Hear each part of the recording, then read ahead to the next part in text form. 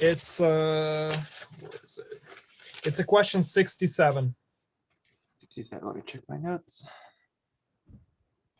You had a 67 one. We did 67? Let me check. So I don't have it written down here. I may have. That's not a good sign. Do we have to do it? Maybe I messed it up Let me because check. Oh, I'm looking at the wrong. Oh my God, I'm looking at the wrong class homework right now. Hold on. Mhm. I'm like, this doesn't look right at all.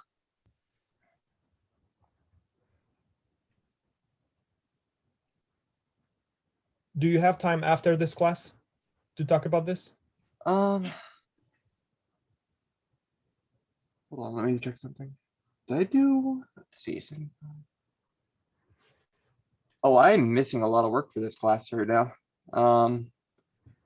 I think I wrote down the wrong problems, and I did. Oh yikes. Let's see. 42, 45. Huh. That's not good at all. I'm missing 47 through 75 completely off my homework. Okay, so let's do you have a time after this class to talk about this? Sure, I'm not sure if it'll be that helpful though, because I'm apparently missing a lot.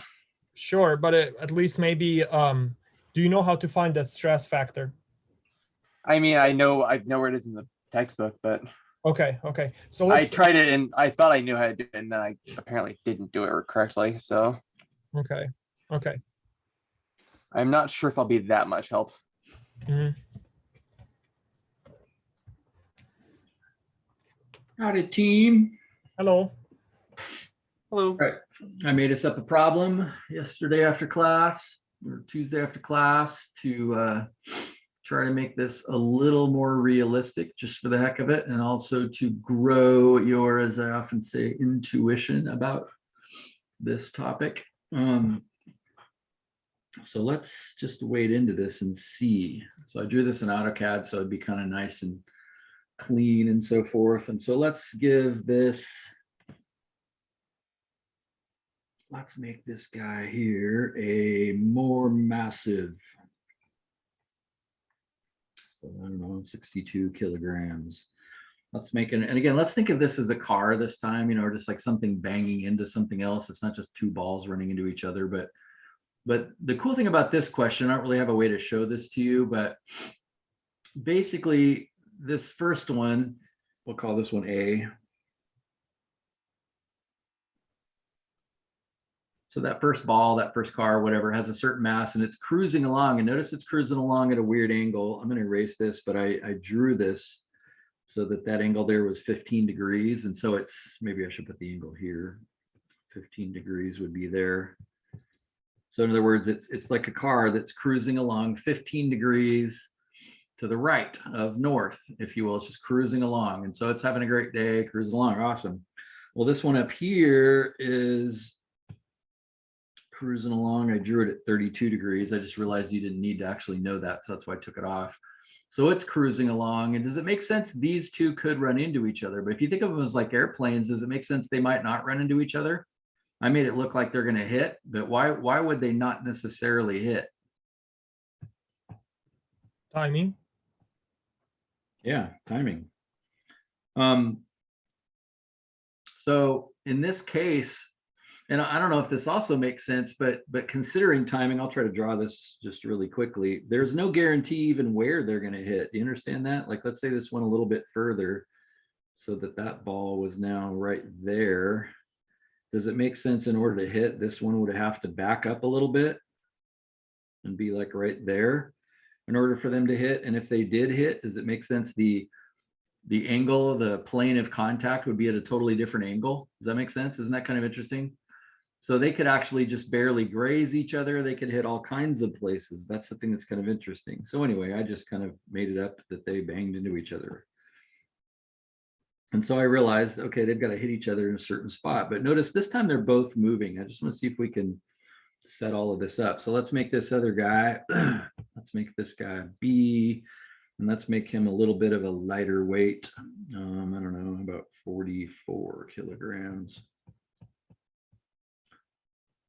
So they're a little bit different in size. So one of them's like 1.5 times bigger than the other one. And so it's going to have more momentum. Well, is it going to have more momentum? What else do I need to know? How fast they're going?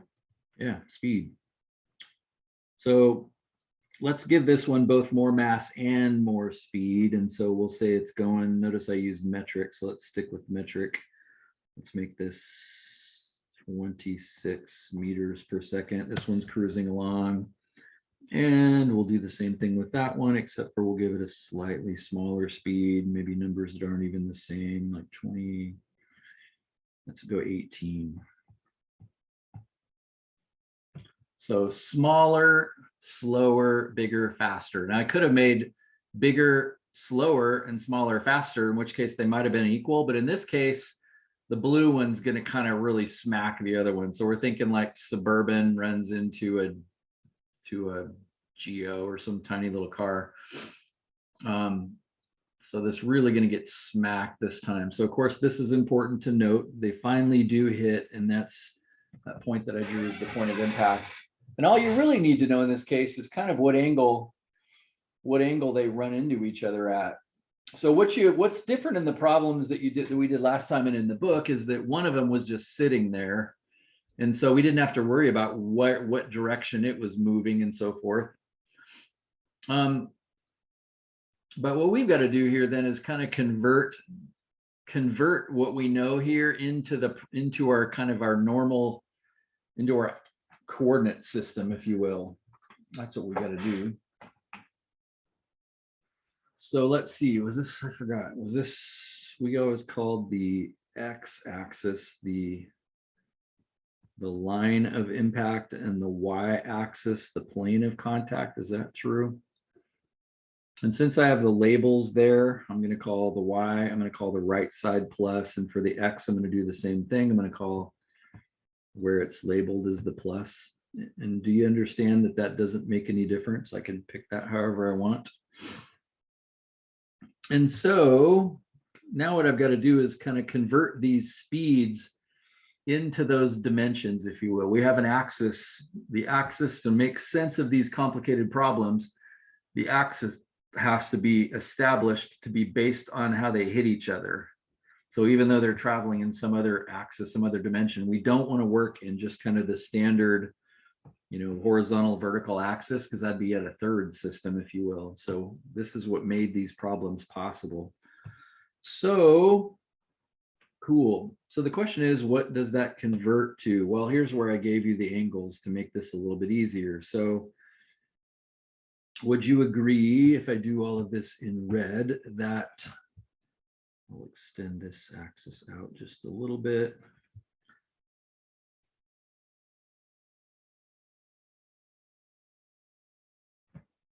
Would you agree that what I need then is kind of this velocity of kind of this initial velocity? I guess this would be the initial velocity of A in the X direction. That's the language I was using last time, which is again kind of cumbersome, but I need velocity, I need initial, because as soon as it hits, it's going to have a different velocity. So I need initial and final, and I got ball A and ball B, and then I got X and I got Y. And so, like, what are you going to do? You're going to need a bunch of subscripts. And so this over here would be the initial velocity of A as well, except for it'd be in the Y direction. And so based on the fact that I gave you 161 degrees there, that means this little sliver is 19 degrees. And so there's my right triangle that's going to let me convert my 26, which would be the hypotenuse, into those other two measurements. And so, as you know, if I took 26 times the sine of 19, which is my calculator, and I'm making this up as I go, so I don't know the answers to any of this stuff. Just thought I'd think about it with you live. So I'm going into degree mode. If I say 26 times the sine of 19, I get 8 point, I'm going to round them off, 8.46.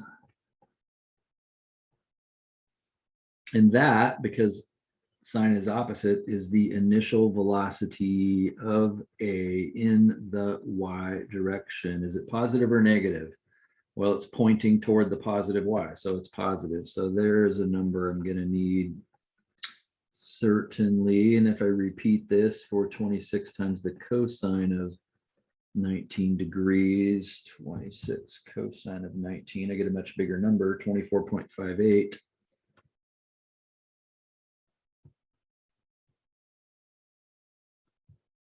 Then that'd be the speed of the initial velocity of A in the x direction. How about the sign on that? Did I get the sign right on that? Yeah, so positive. So I sort of got lucky. Both of those are actually aiming in our new coordinate system. They're aiming in the positive direction. So if I didn't think about it, I got lucky.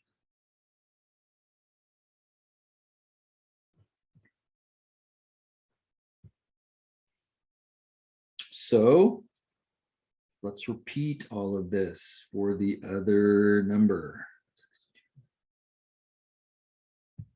62 kilograms.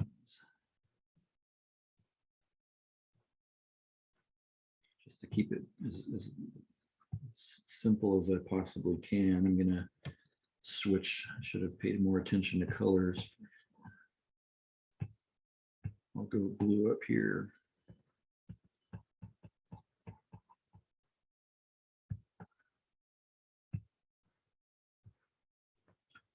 So we know sort of what's happening initially in the coordinate system that got established by the accident, if you will. And so let's do the same thing. And so up here, if I'm, again, I just want to be a little careful to make sure I don't blow this.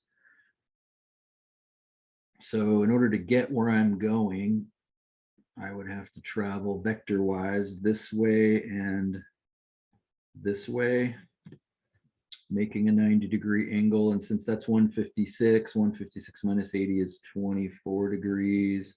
So I'd be doing the same thing. I'd be taking 18 times the sine of 24 degrees and 18 times the cosine of 24 degrees. Let me let you think for a second about what those mean and whether the signs are correct and so forth. 18 sine of 24, 18 cosine of 24. Is that 18 or 24? Did I screw up? 18. I'm not sure. Is it should be 24? Yeah, that's right. Because I got a 24-degree angle, but an 18 for a velocity. Oh, okay, okay, yeah. Oh, yeah. Good. Speak up, man. I want to give you time to process. It's perfectly acceptable to question something and turn out to be not right about it. Great. Half the time you are right. So there's my two speeds. Now, what about those in terms of their signs? Well, we are negative in the x and positive in the y, it looks like. Yeah, positive in the y. And let's see, I'm thinking about the angle. So opposite would be the y, so that'd be sine. So this is the initial velocity of B in the y direction. And that is positive. You are exactly right, Brandon. Whereas this other one is actually negative. So that's the velocity initial of B in the x direction. So it's pointing down, it's pointing in the negative x direction. And so now we've just oriented their speeds to kind of consider, you know, what's banging into what directly. And how are things moving along? What's our next move? Like, okay, great. We have established what the cars are doing.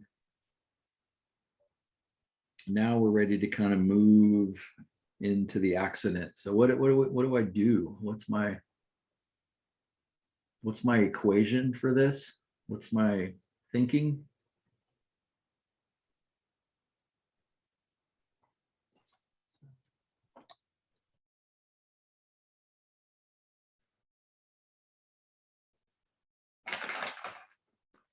Wrong. What do you think?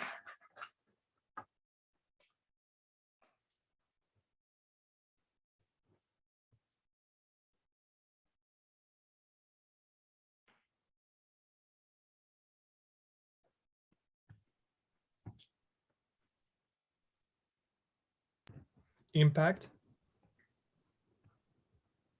Yeah, I was gonna say we kind of have to make an assumption about the, what was it, the coefficient restitution, I believe. Yeah, we'll have to throw that in there. So all of this is kind of just before they smack into each other.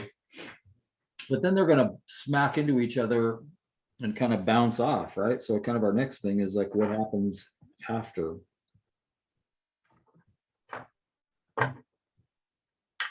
So yeah, we are going to have to make something up about the coefficient of restitution. But what type of equation models how we're going to figure this out? What is it that allows us to proceed here?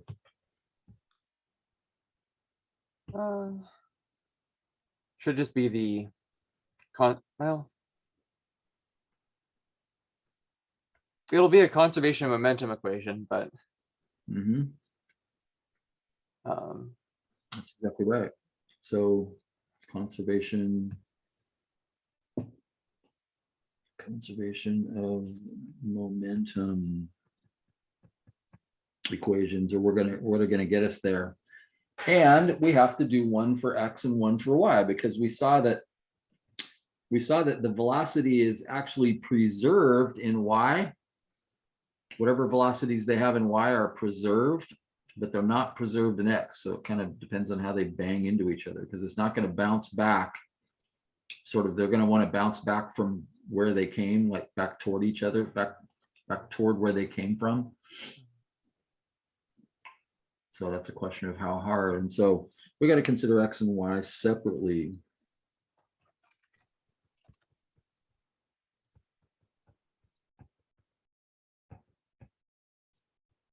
So I'm going to give you a second. You see if you can write that. So if I say conservation of momentum equation in X,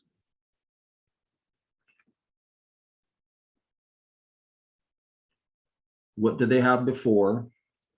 What did they have after? Remember, the concept of that is the sum of the initial momentums is equal to the sum of the final momentums, except for the difference is they have an initial velocity and a final velocity. In our case, they're not going to change mass.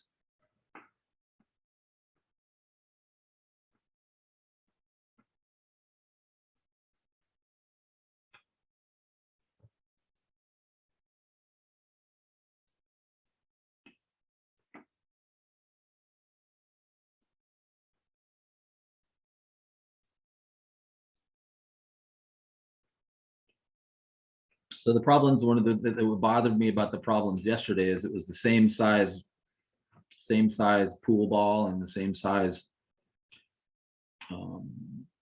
stone for curling and so forth, and that's fine. There's no wrong with that. But we saw yesterday the masses could just cancel out. Well, here they can't, because there's like two different things. And so you should say, okay, well, I got its mass, which is 62. I'm just going to write the numbers in this time directly. We got its mass, which is 62, multiplied by its velocity in the X direction, which was 24.58. So there's the initial momentum of A, plus the initial momentum of B in the X direction. It was 44 for its mass. And its velocity in the X direction was negative. Maybe I'll write it that way, negative 16.44. So that's what's going down in the beginning. And that's going to be equal to what's going down here in a second when they bang into each other and kind of bounce off in different directions.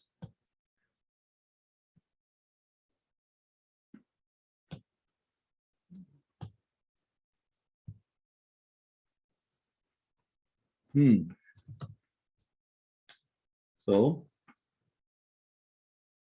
62 will be unchanged. But what's the velocity of A in the X direction after they bounce off?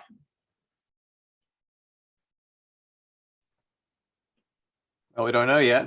I don't know. Velocity final, to use the same language, the velocity final of A in the X direction. I don't know. Plus 44 times the velocity final of B in the X direction. So again, I'm not very happy with that because it's got two unknowns. So I sort of have to quit right there. Maybe and come back to it. Well, let's quickly write down what the center of mass, the conservation of momentum equation in the Y direction would look like. Well, it'd be the same, except for I'm just going to be throwing a different velocity in for all of those. So I still have 62, but its initial velocity in the Y direction was 8.46.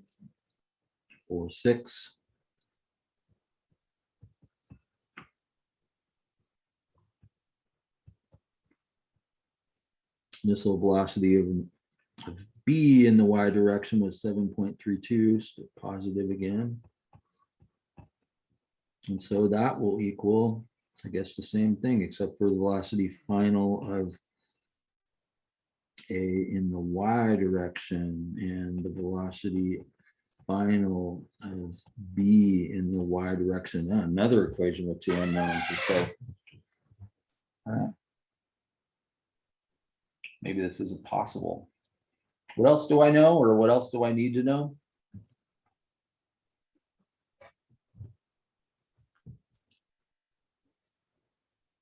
To Landon's point earlier, we would have to know something about the coefficient of restitution. So let's make that up. Let's say it was 88%.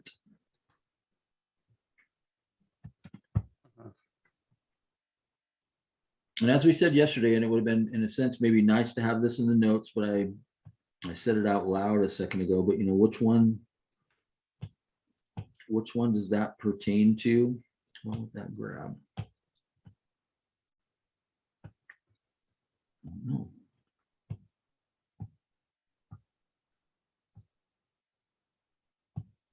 Really, this is in the line of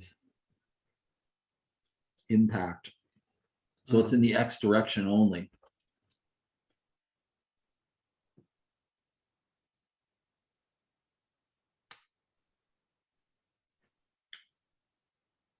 So that means that kind of goes, well, here. So let's add that to this equation. So since it's X, it's going to go here. So I could say 0.88 equals, I'm looking at my formula sheet now because I don't have this memorized. We made it for ourselves a little bit the other day, but I got to look at it. So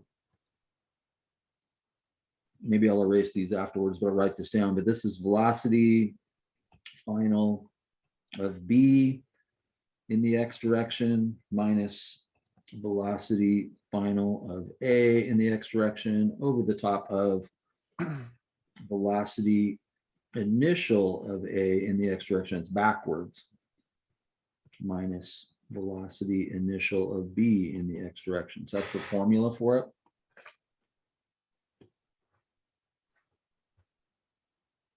But I know the initial ones, right?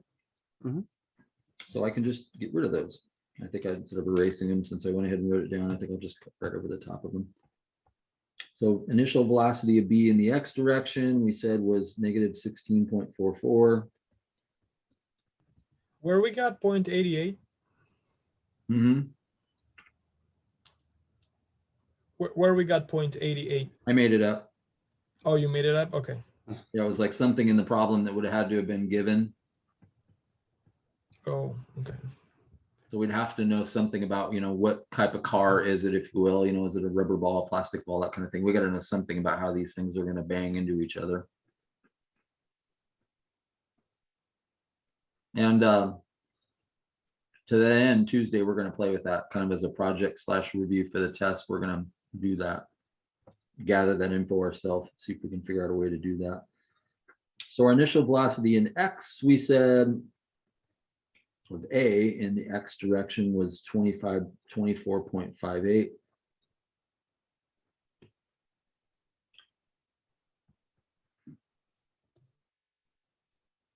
So that's interesting. So even though they kind of banged into each other, notice I have what I need Actually, without even doing the second equation, I have two equations up here and I have two unknowns. That is very good news. That means I could solve that right now. So move that down. I'm going to do this in the matrix because I'm not in the mood for pain. So the matrix for the first equation, remember the matrix works. You got to be consistent. So I'm going to stick 62 and then 44, and then the constant has to go on the other side. So I'm going to figure out what 62 times 24.58 is, plus 44 times negative 16.44. When I do that, I get negative, no, I get a positive, I get 800.6.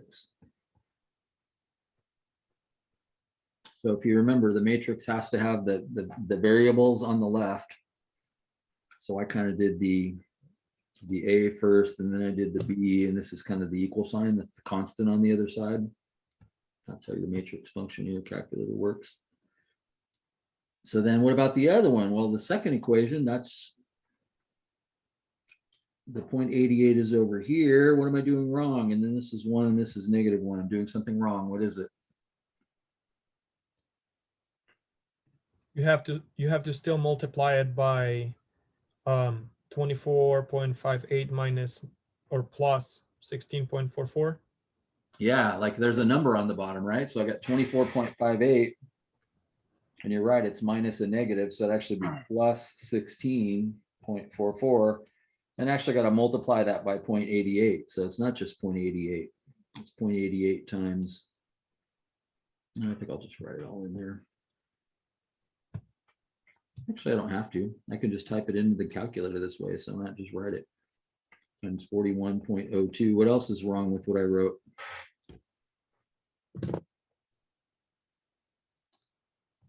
Oh, isn't it A that's negative, not B? Yeah, exactly. Don't just write it down in the order that you see it. That's why I took the time to kind of write, you know, A up here. This is the A row. Oh, so the A has got to go first. Oh, that's a negative. And the B is a positive. So that's what I'm going to enter in my 2x3 matrix, and it's going to tell me what the answer is.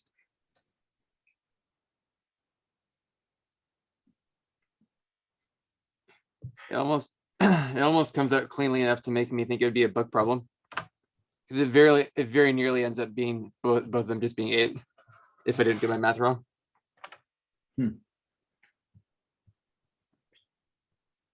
That is disappointing. Or maybe awesome. I don't know.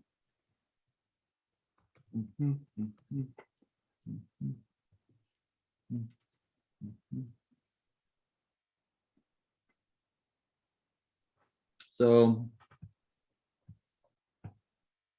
as a result of this, based on the matrix that I got the A number. Remember, the A number was actually velocity final of A in the X direction. I got negative 7.43. Again, I'm not sure I didn't make a mistake yet. I got to think about that. So should you when you take a test. For B, I got positive 28.67.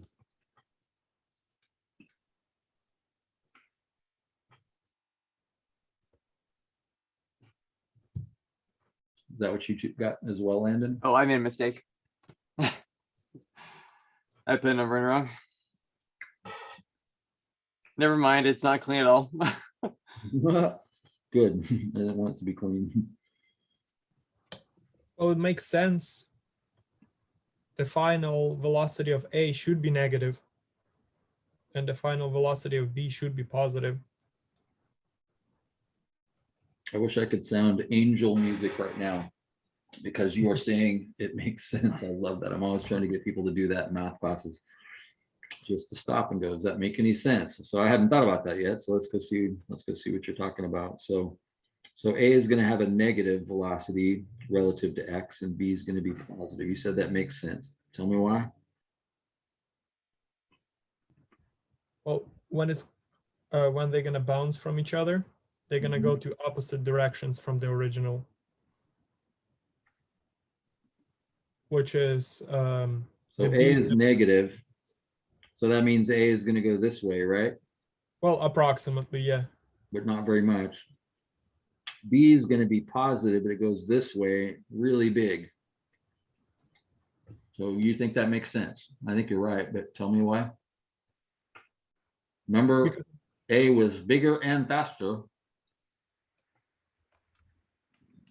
so it gave to the A ball gave to the B ball most of its energy, I'm assuming. Yeah, 7 and Most of basically it's rounded power. off, it's like 7 and 29. So A is going to go 7 this way and B is going to go 29 that way. But remember, A was going faster and it's bigger, so it has a lot more momentum. Mhm. And so it got tagged. Does that make sense? Like B, when it hit, it just got turned around. I mean, turned around hard. Notice B is actually going faster away than it was when it came in. It was coming in at 18 and it got turned around at 29. It got smacked really hard. Well, that makes sense, doesn't it? Because A was much more momentous. Now, did B have an effect on A? Yeah, it turned it around. But notice, not very much, only 7.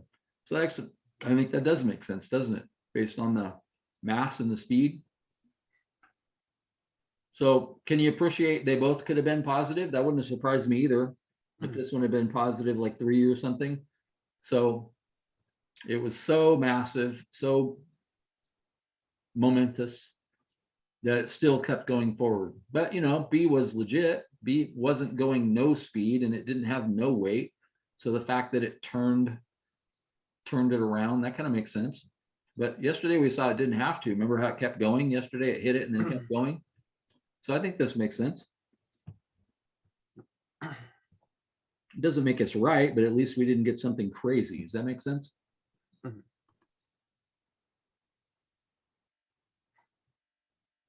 Awesome. So what about Y? Like, how am I supposed to get that?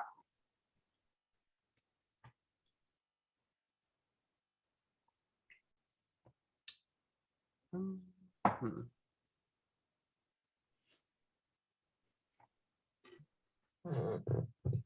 A trick question. What does the coefficient of restitution apply to?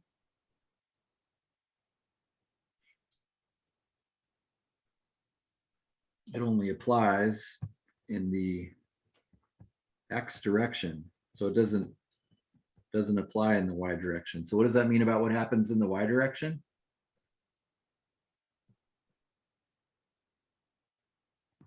It's not gonna change. That's exactly right. And make sure that you see this in the notes because there's a lot going on. There's a lot of things to think about here. Does that say that somewhere in the notes so that I don't have to somehow just have this memorized? I can survive it for today, but I can't keep it in my head forever. So is there anything in here that tells us that? I believe it does, but I'm hoping I'll check. I don't really see Yeah, it's on there. It's on there. You just have to be paying attention.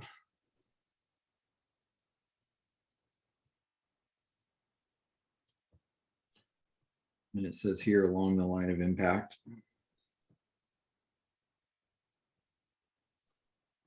Doesn't say it as clearly as I would have hoped, to be honest with you. It's sort of implied when I say it's along the line of impact. But let's take a look at what happens here.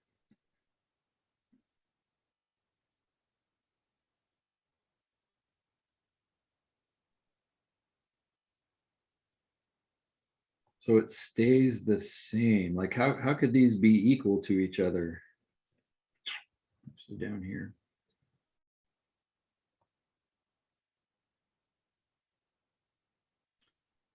So we have to note here that velocity initial of A in the Y direction stays the same. So it's equal to velocity of initial, I'm sorry, velocity final of A in the y direction, like those stay the same, doesn't change.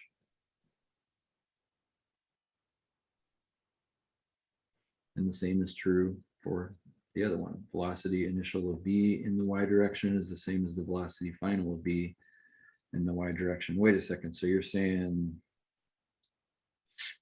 this is just also 8.46?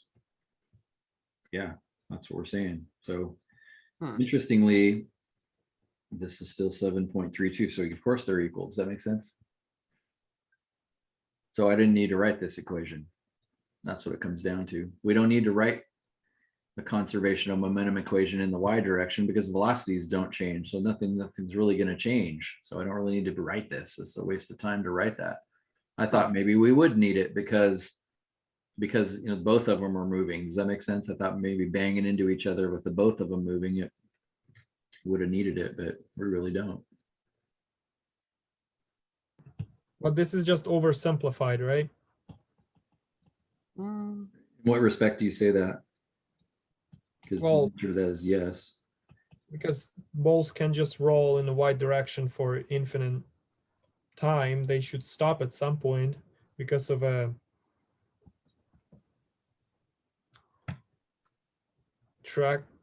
let's see, like an air resistance or Yeah, so wind resistance would be an issue, and to your point, and like if I took a rubber tire and I rolled it toward not rolled it, but slid it toward a wall and it hit, it sort of feels like there'd be friction there, and then it wouldn't continue off in this direction at the same speed. So it feels like it might slow down. So yeah, it would only be because of friction. Like if it was sliding along on the ground and it was slowing down anyway, just like anything I would slide on the ground. Again, I think a wheel makes something like that's why they keep using a ball or a stone on ice, because there's just so little friction that it's sort of okay to ignore it. But yeah, this is an oversimplification because it's impossible to have no friction. If there was a way to create no friction, we would solve the energy crisis by just creating electric motors where you just push something and it just keeps moving forever and generating electricity. So we have to rely on gravity. I kind of want to argue that there'd be to generate electricity to have to be kind of funny. There'd be still the force on it resisting that movement, but yeah, and you're right to a point. However, really what's happening is you're having one thing magnetic past another thing magnetic. That's what's causing electrons to move, and as long as nothing is touching anything, or as long as nothing is losing, they don't have to touch to cause electrons to move. That's really what electricity is.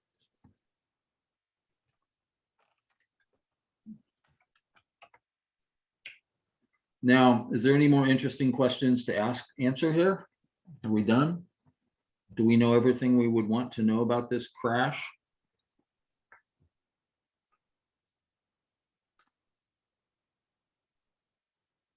The answer is no. What else is interesting besides smack? Now we know they bounced off at what speed. Like think about what speed we know here. What's that speed? let's see x. So I guess we could find the total speed in the direction. Yeah, we'd like to know what direction they go to. So that's something else we might want to calculate. So let's do that. So third, what about direction?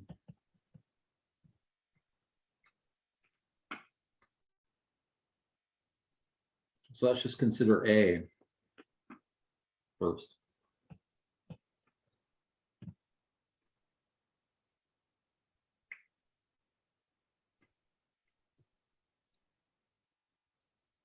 So if I go back here and grab these two specimens,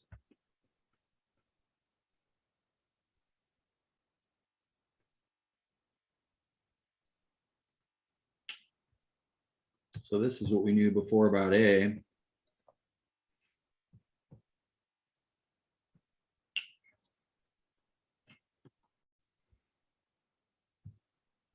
Where are we going with this? Like, what are we going to do with this?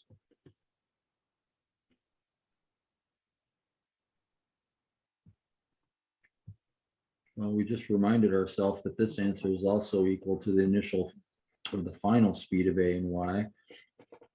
And we just got done calculating the final speed of A was negative 7.3. So let's grab that and bring that down.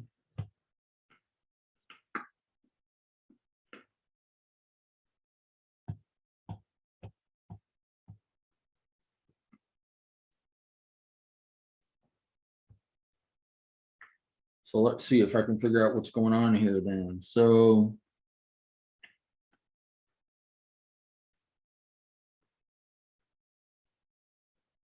speed in Y was going positively. Remember what our definition of positive was for Y. It was this way. So that continues to go 8.46 in that direction. But from there,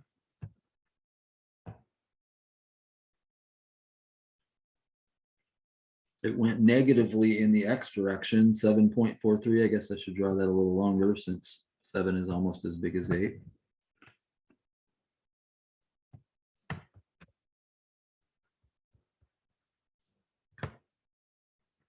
So notice I could find the angle relative to the XY axis. Again, it's a question of, what angle is it you're after. But I could do Pythagorean theorem to actually find the velocity final of A, no direction. I could do Pythagorean theorem on that. I guess I won't write that out. I'll just do it, calc it. 8.46 squared plus 7.43. Dang it, forgot to square it.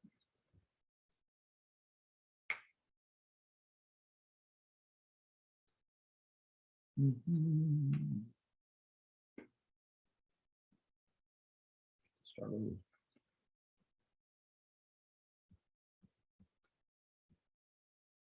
I got 11.26. So notice that's interesting because it came in, it came in at 26.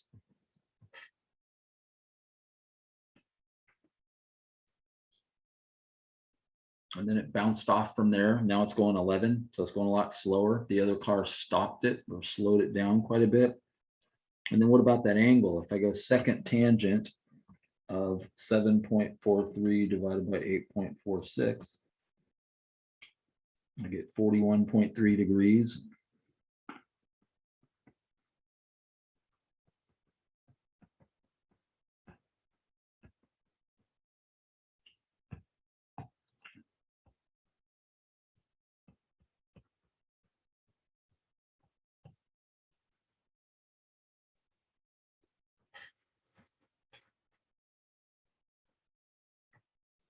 So do you understand what to do with that? I mean, I kind of need to go back to the original picture in order to kind of figure out what's happening then. But notice where I draw this from. I'm drawing it from the center of the ball. And I'm trying to turn 41 degrees. That would be 45. So it's a little less than that, maybe like that. What do we say, 11.3 roughly? Not going to screw up the picture. I'll just leave it right there.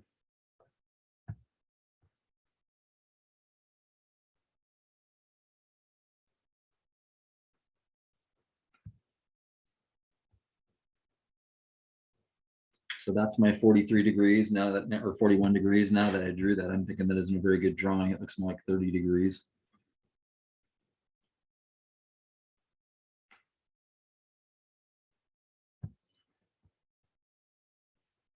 You see why I drew it from the center of the ball as opposed to down at the green spot? Because that's where they hit, it's going to bounce from there.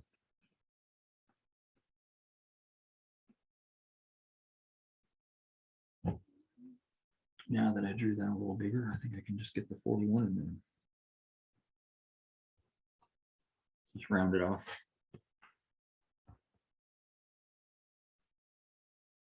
So I know exactly which direction that thing's going to go and how fast it's going to be going. That's really cool.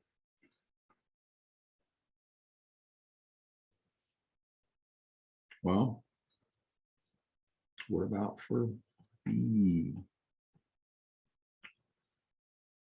Let's copy all of that down.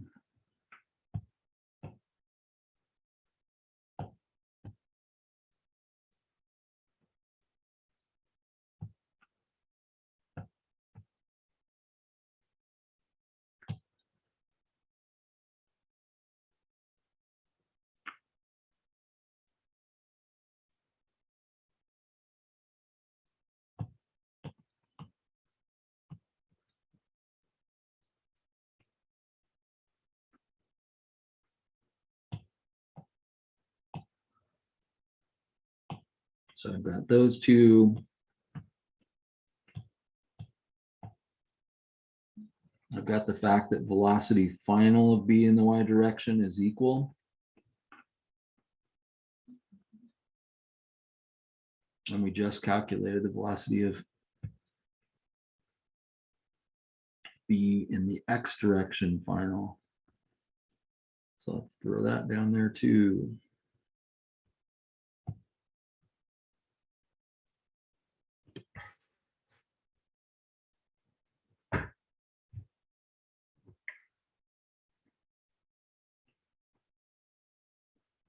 So let's see, in the y direction, it's positive 7.32. So that's also going in the same exact direction.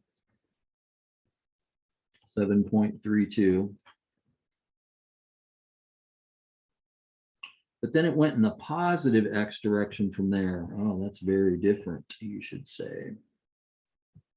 So that means 28 is like 4 times as long as that. So notice again, I drew that perpendicular. I'm trying to draw these parallel to the x and y axis.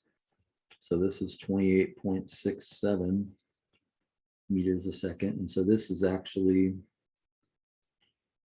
that's my velocity of B final.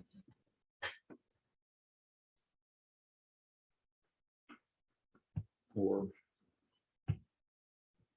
velocity final of B is the way I've been saying it. So velocity final of B in any direction, if I Pythagorean theorem,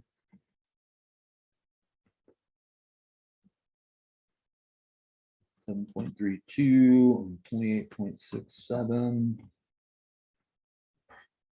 I get 29.59. So that's how fast it's going. And then I'm interested to know what angle is this heading at. I see my 7.32 is in the way. I'm going to move it out here. So I'm going to find this angle. Is that the angle I want to find?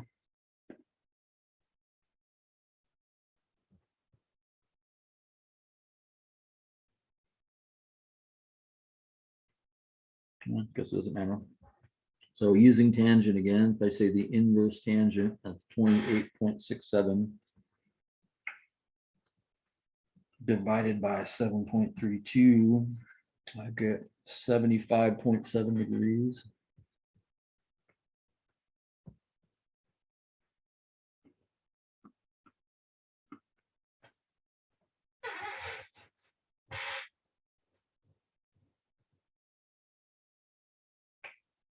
So I'm thinking of that as like, how far am I turning, if you will, off of the x-axis? No, the y-axis. 76 degrees off of the y-axis is the direction this is actually going to go. So what's that going to look like? So there's the y-axis. I'm turning 76 degrees, which seems to be about there somewhere. You agree with that?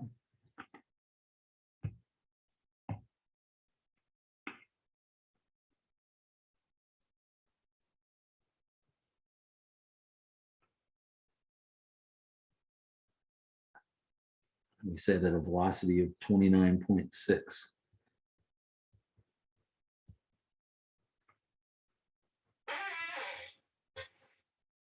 So the big takeaway from this is actually these 4 numbers right there. That's amazing, man. It's so cool that. So the people in car B, they're probably injured in there because their direction changed so radically.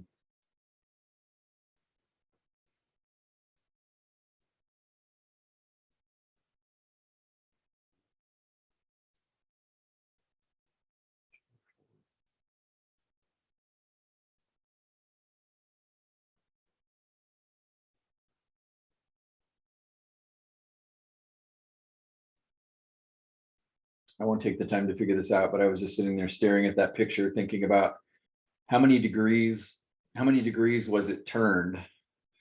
In other words, if I'm traveling along like this, I'm traveling this way and somebody bumps me a little bit and I changed angles by like 2 degrees, that probably isn't going to hurt me that much because I'm just getting bumped. But if I'm going this way and then bam, I'm coming back that direction, I get kind of turned, not 2 degrees, but turned like 180 degrees, so that I'm being sent right back where I came from. Like 180 is kind of the worst you could be turned. And so I was just kind of wondering, you know, how many degrees was I turned? I think we could easily figure that out, but the drawing's already a mess, so I'm not going to.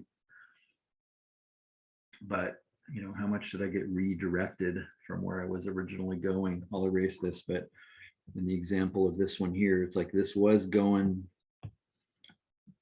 this car, if you will, was going this direction, and then it got turned that many degrees. So that's more than 90, at least if my drawing is reasonable. So that's not so good. That car did not enjoy what happened there. This other one over here was going this direction. It got turned all the way to over here, which is even more than the previous one. And so that's just kind of cool. I don't think that'd be hard to figure out, as I said, but. So that's kind of cool. I think that's a much more realistic question than what was given in the book, because they both initially had momentum. But I think it does drive home one point that I want to make to you, which is, notice I really never needed any of this. I don't need to do this in the Y direction because the speed in Y is preserved. So I don't need to do that. I only need to do it for X. Other than taking some time with this, do you feel like you're tracking with this logically enough that it's like, yeah, I can figure that out? I mean, I'm not just going to tear through it and be great at it, but.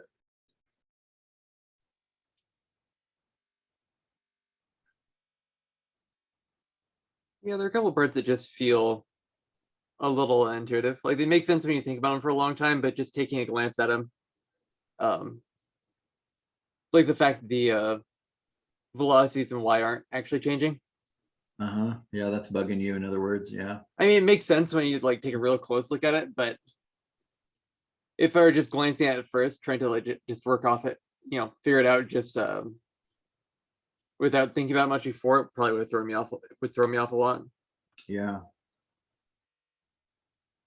Well, and the biggest issue with that is just, and we'll jump to a question like this in a second, but if I have a ball and it's heading toward a wall and it's going in this direction, in order to understand what's happening, you basically have to split it apart into the velocity in what we've been calling the Y direction and the velocity in what we've been calling the X direction. And I think the important thing about that is, in order to analyze the bounce back, in other words, the coefficient of restitution, you have to convert it so that the bounce is vertical. Does that make sense? Like that restitution thing only works at the vertical component. Therefore, that's why I'm able to ignore the Y component, because essentially it's just running parallel to the wall. So if all we had was this line coming in and, you know, bouncing off of the wall right there and bouncing back off, which it basically does, that 88% we had a second ago wouldn't be useful there, because of the angle, it'd be screwed up by the angle. Does that make sense? And so, like many things in engineering that we've studied last term and this term, splitting it into these two components. So now I can actually apply the 88% to the direct, straight, perpendicular impact. Does that make sense? So I'm always treating it as though it's bouncing straight off the wall. And so maybe that helps a little bit with the intuition as to why I get to ignore Y, because then I look at it and say, well, in Y, it's never touching the wall at all. Anyway, those are good thoughts. Speaking of that, let's do a question, one more question that won't be hard. Where this ball is hitting a wall. Now it's hitting the wall by being propelled. So they just made it a little more interesting, but it's a kind of a good problem because that's how things do fly through the air. So let's see if we can navigate this question. So let me give you a second to kind of read it. So it's a 0.5 kilogram ball. Good, it's metric. Fired from a tube. It's fired at 6 meters a second. That shows in the figure. And when the ball does hit the surface, the coefficient of restitution is 80%. And then they want to know how high is it going to bounce back up. And so that's kind of cool, because we know that when you drop a ball or however it lands, it kind of bounces its way to a stop. So it isn't going to kind of go quite so high. So we sort of know the velocity right now, but how are we going to know it where we need to know it, which is kind of here. Kind of.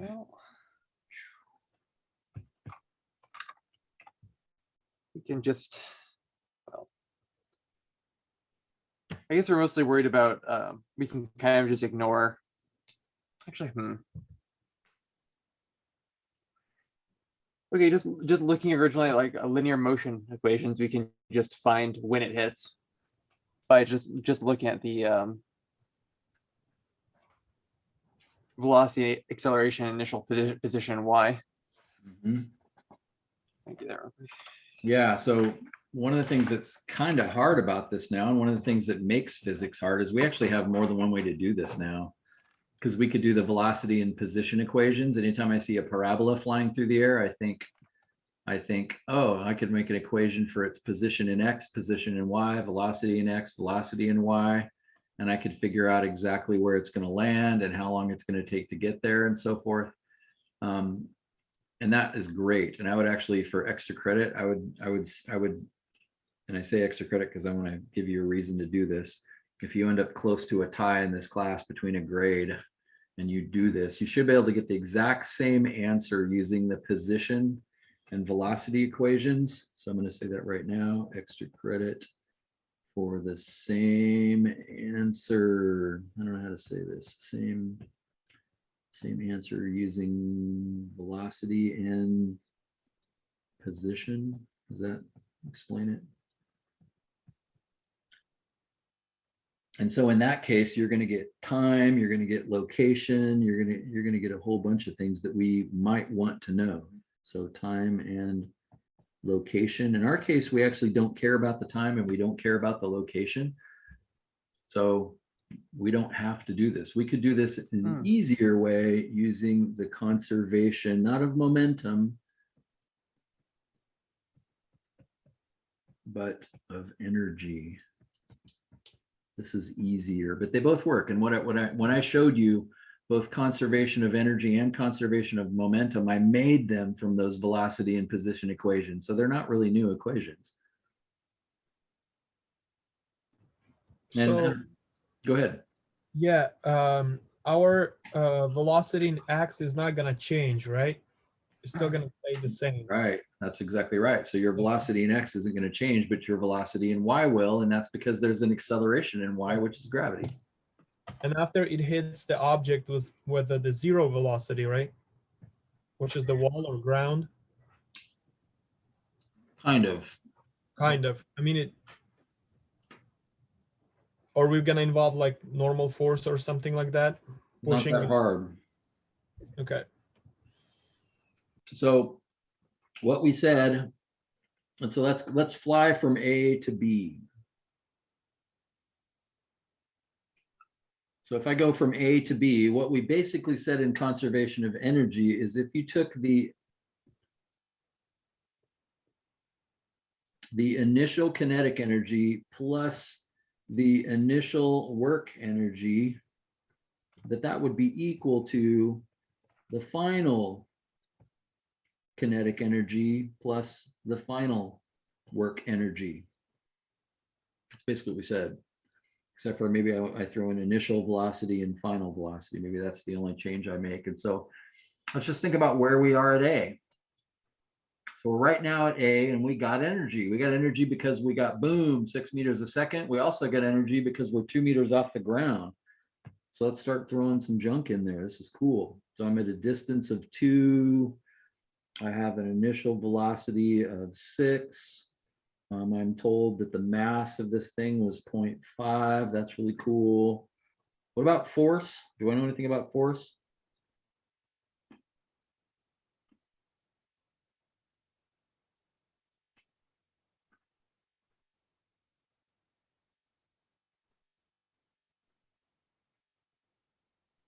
That's just gravity, right? Yeah, force is gravity. So it's mass times acceleration.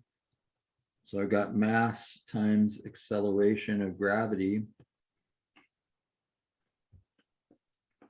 Now, given that this force, does it make sense that this force is only vertical?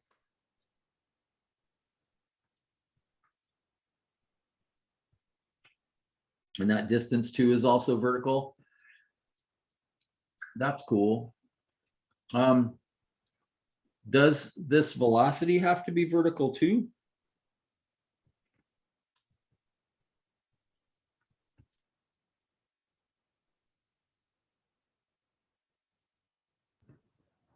Well, that's the stuff that only changes the vertical velocity is changing, and the horizontal velocity stays the same. Right. So I think yes. Feels like it does, doesn't it?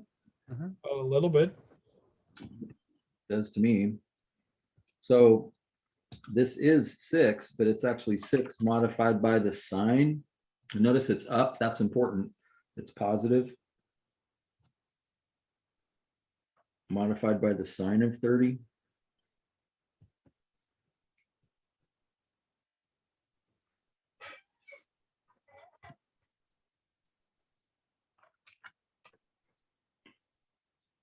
And one other thing that's wrong is, I'm going to throw this in here in a different color. This would be negative, wouldn't it? Because that work is happening downwards, that force is downwards. Or the negative 9.8 would be negative, something in there would be negative.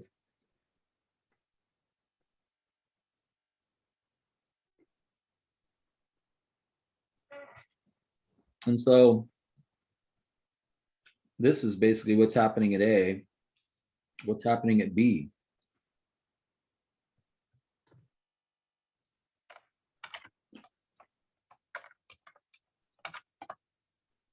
Well, the mass hasn't changed. The force hasn't changed. Distance is 0. Nice. The distance is 0, though. That's changed. So that should cause us to gain speed, right? Notice the only thing we don't know, like this is a good equation. One equation, one unknown. Sweet. It's a good way to think about algebra. One equation, one unknown. Happy. I can solve that. I often forget this squared. I don't know if that ever happens to you, but notice that velocity 6 sine of 30 is squared, and it'd be easy to forget that. So I'm taking 1/2 times 1/2 times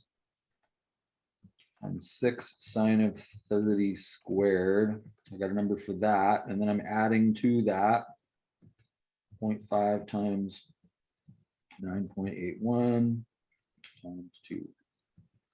And I got negative 9. Whoa. I got negative 9.435.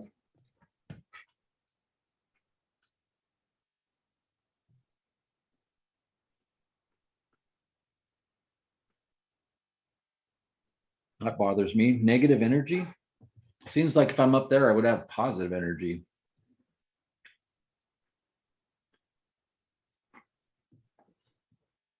Does that bother you?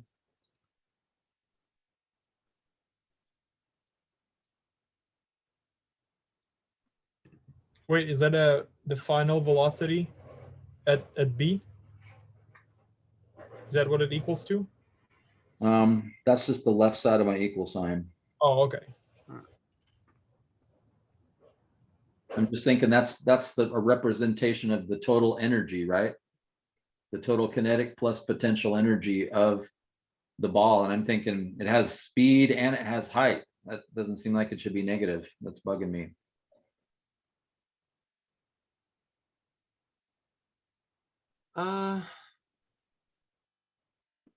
I guess ordinarily, if I were looking into potential energy from gravity, I probably wouldn't be including a sign for the direction of the force.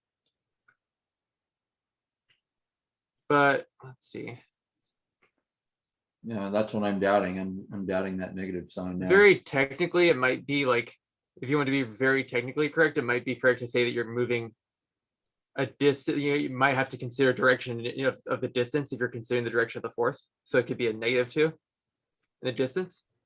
Yeah, that's exactly a very good thought. In other words, if you are going to throw signs in there, so I don't think this is right. I think we shouldn't have that in there.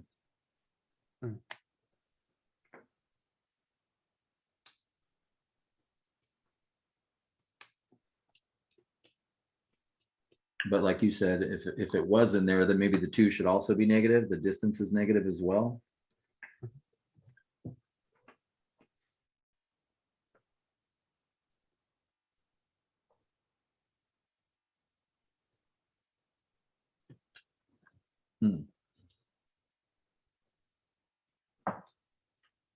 Well, and in one sense, I want to say it sort of, this answer can't come out negative, because on the other side, I have 1/2 times 1/2 times velocity final squared. And I'm going to end up with some number squared is negative. And that can't even happen.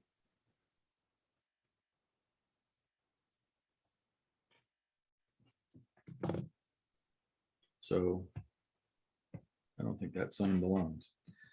If I redo this, then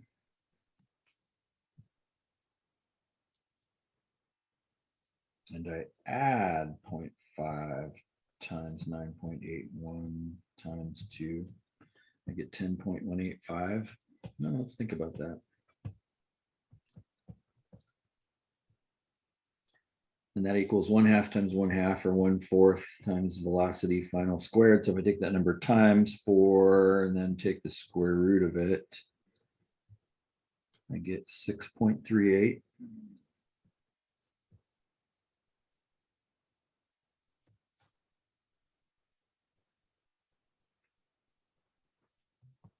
But I want you to think about what direction is that velocity in?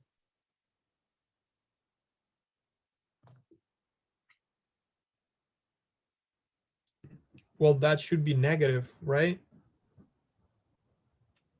Yeah, because it'd be downward, right? Yeah. So,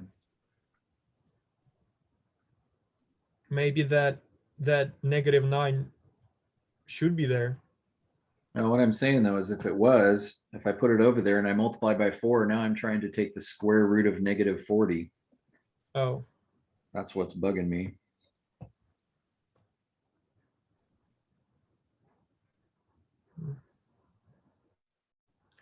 well, the B,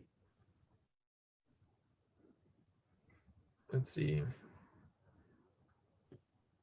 Velocity before it hits the B should be negative, and after it hits the B should be positive. Yeah.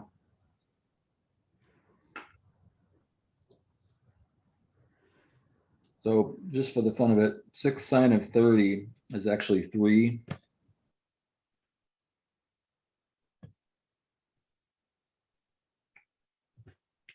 So this thing had a vertical velocity of 3,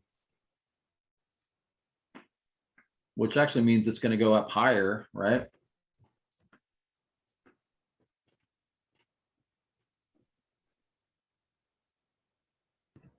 But you still have to square it, no? Mm-hmm.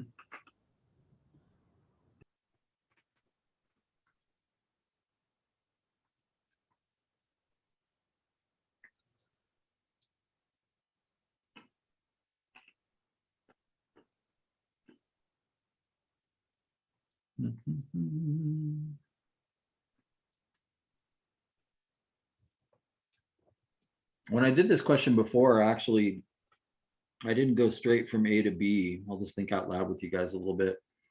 I went actually from A to D, like to that high point up there. I figured out what it was to there, and then I let it drop from there. But I was just thinking, why would I have to do that? I should just be able to let it go all the way.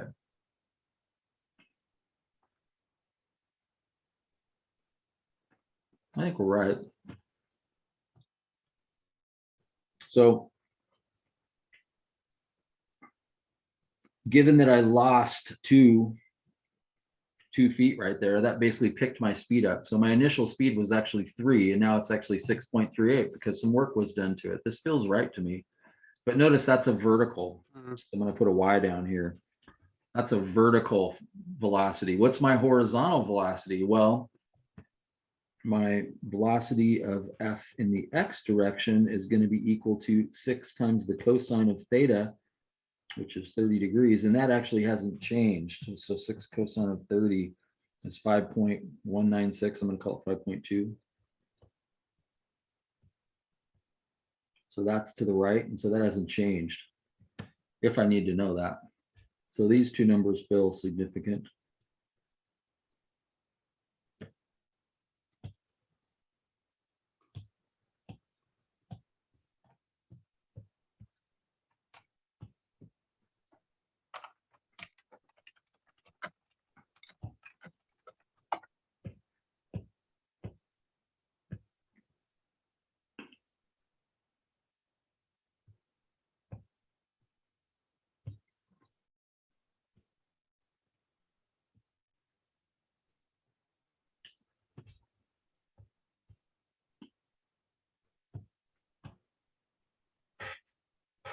So that's what is happening when it hits the ground.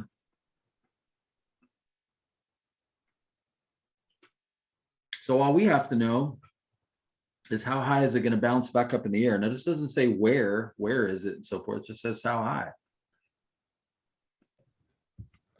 Doug, I Mhm. think, I don't know why, but I'm getting 12.06 on the left side of a vertical. Well, on the left side of, yeah. Like maybe I typed something wrong. Where you got a 10.185, I got 12.1, I mean 12.06. Okay, let's fix that. Oh, I don't know if someone maybe checked that as well. Maybe I made a mistake. Yeah. Yep, I got the same thing. I must have typed something in wrong, so let me fix all that.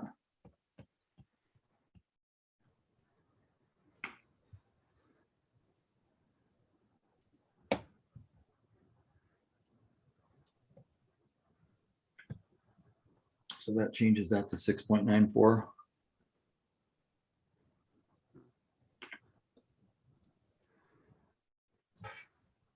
Thank you. I don't know what I did wrong, but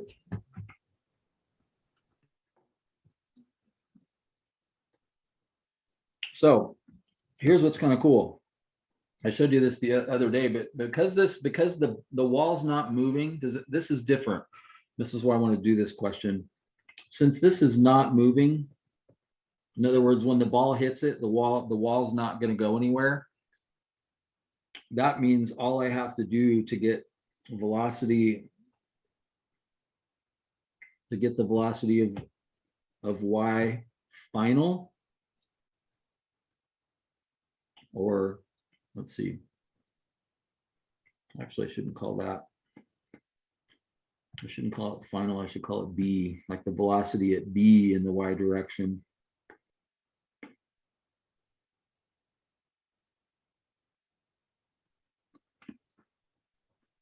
Or make a note that this is just before impact. So velocity of b in the y direction just after impact. That is what's going to be adjusted by taking 6.94 and just multiplying it by 80%.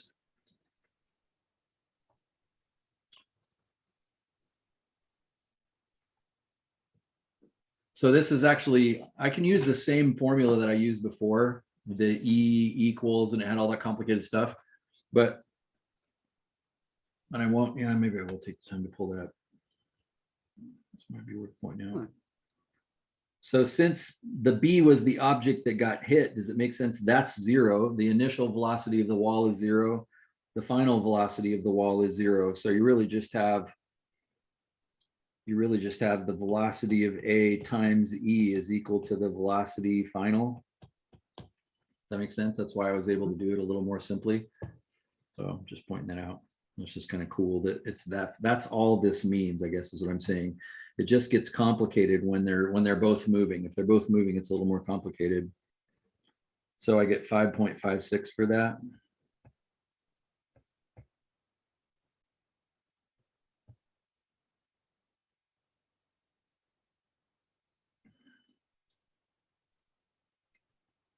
So this just after impact thing is an extremely important part of that answer. I hope that makes sense to you. So it lost some of its velocity in that bounce. Notice I don't really care about the 5.2. I didn't even need it because I wasn't interested in where it was going. Well, now all I need, and I got to get done here so you guys can get out of here, but now I just need a conservation of momentum problem again. So if I say, hey, this thing's got this thing has some kinetic energy, 1/2 mv squared, but it doesn't have any distance. It's on the ground, in other words. Does that make sense? So maybe I won't cross the whole thing out. I'll just cross D out, or I'll just point out D is 0 because it's on the ground. So this is at the ground. So it has no potential energy at all. It's all kinetic. But then when you bounce back, what's true about this location right here when you get right there? What's your vertical velocity? What's your velocity in y at that point right there?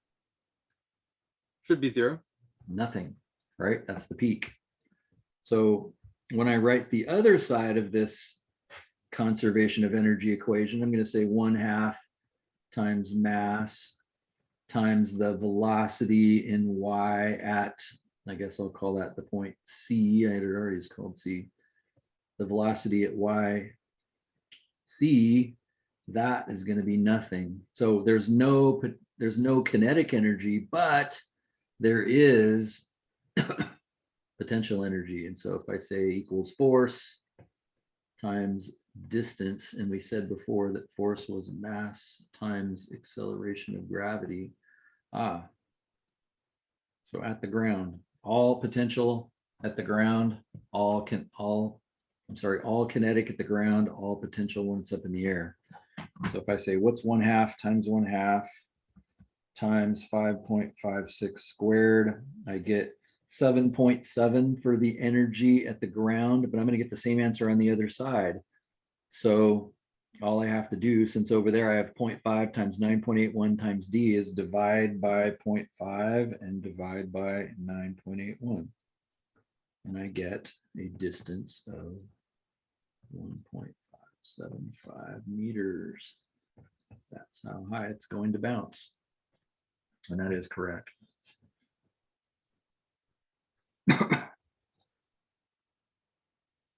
So there's a lot of other things I could have known about this, but the only thing it asked is for that vertical height right there. So I just ignored other things. I didn't figure out where B was. I didn't figure out, what's that distance right there. I didn't find that. I didn't find out, where it was going to land over here again. I didn't use the velocity in y at all. I didn't need it because that's not what was asked of me. Does that make sense? But as a part of that extra credit question, the question is, can you get the same exact answer using the slightly more tedious position and velocity equations, which are also going to give you time. They're going to give you time and location, so I could know when it's going to hit at B and when it gets to C and when it bounces again on the ground over there at D, and even keep on going, like figure out when it's going to stop and so forth. Because the entire time its velocity in X, we said, is 5.2, and that's not going to change. It's going to stay 5.2, and then it's going to 0.8, 0.8, 0.8 its way to a stop.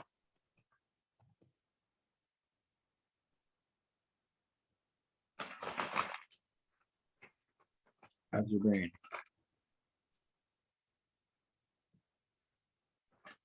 Well, I started working the time distance equations, and I think I've already got it wrong somewhere. But So I did play with this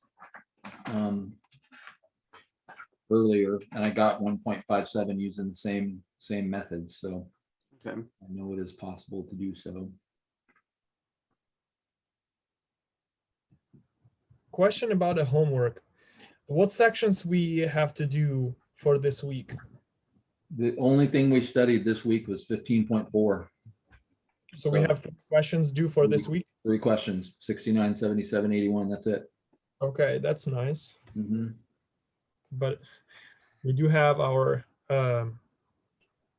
other class. Yeah, good timing. You got to go to the class to work on that one. Do you know something about strength of material? I actually figured this one out, actually. Which one? You get the same answer. Yeah, 87 strength of materials. I figured it out. The K? Yeah. It's actually one where you have to use the one of the tables in the actual textbook. Yeah, look at that. And I was just so confused about how to I tried to make sense from their examples, but it didn't. Yeah. So the do you have a paper textbook or an online textbook? Online, actually.